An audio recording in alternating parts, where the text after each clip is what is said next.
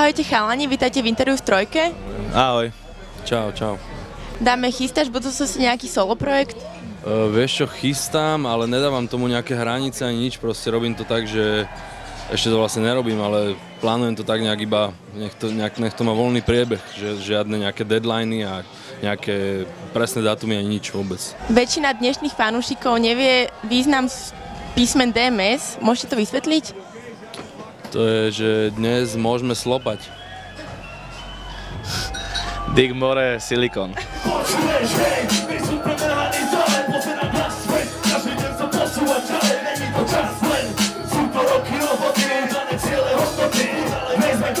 Aké sú vaše hudobné vzory? Dub, stroj, žena, ulica, dlaň, kosť.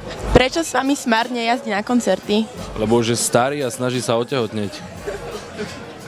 Lebo smrdí od cigaret a nikto ho neveznie v aute. A je taký fajčar, že mu smrdí z plúc. To už nie je ani že z huby, ale z plúc.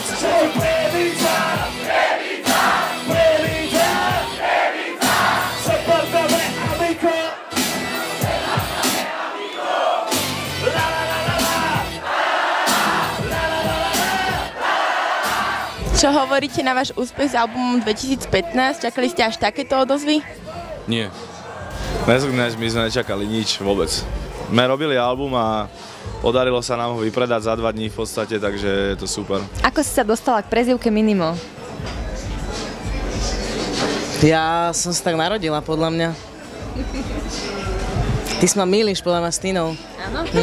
Spomínalo sa, že Separ sa predstaví aj so speváckým výkonom. Bude to váš spoločný single, alebo rovno sa to objaví na nejakom spoločnom albume? Separ? Tina, Minimo. Si ma nepleť, aj ty všetci ste dojebaní. Ja ináč drbávam Minimo a Tina o tom nevie, tak keď to budete dávať von, tak aby to nebolo vidieť, že tak blízko seba sedíme, dobre? No ja by som chcel spievať, až keď sa odhodlám. To znamená, že môže to byť o 6 ráno na Hip Hop žije a to nikto nemusí stihnúť nahrať, takže... Zaspievaj teraz. Prestaneš s pičovinami, ty kokot. No, už píšeme teraz pesničku, kde by som chcela, aby v refréne spieval. A ja tam budem rapovať asi. Teda však ja nič neviem.